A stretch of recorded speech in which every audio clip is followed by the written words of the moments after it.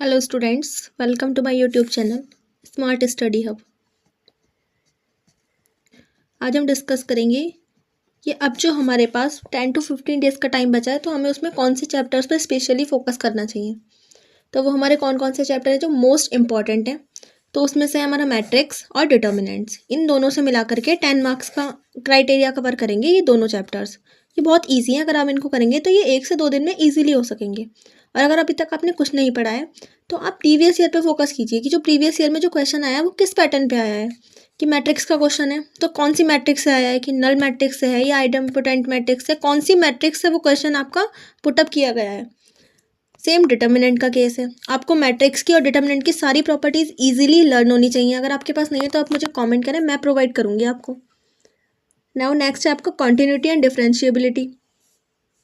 ये आपका 7 to 8 marks cover करेगा। फिर आपको उठाना है एप्लीकेशन ऑफ डेरिवेटिव, ये 6 to 7 मार्क्स का आएगा, वैसे 6 मार्क्स का आता है ये। फिर है आपका, ये तो मोस्ट मोस्ट मोस्ट इंपॉर्टेंट है, जितना लिखा जाए उतना कम है, लीनियर प्रोग्रामिंग। और बहुत इजी चैप्टर है, आप आराम से 6 से 7 घंटे में ये पूरा कवर कर सकते हैं।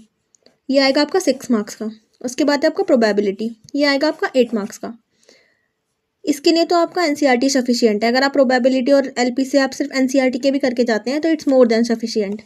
But matrix, determinant, continuity, differentiability और एप्लीकेशन ऑफ डेरिवेटिव के लिए आपको साइड बुक उठानी पड़ेगी, क्योंकि जो हमारे क्वेश्चंस पुटअप किए जाते हैं बोर्ड्स में वो सिर्फ एनसीईआरटी तक ही सीमित नहीं है, वो हमें बहुत ज़्यादा एडवांस थिंकिंग की नीड होती है उसके लिए।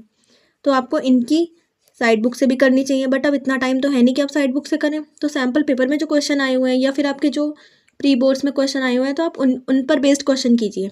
अगर आपको इसमें कोई सा भी चैप्टर चाहिए जो आपको समझ में नहीं आ रहा है तो आप मुझे कमेंट करें, मैं प्रोवाइड करूँगी।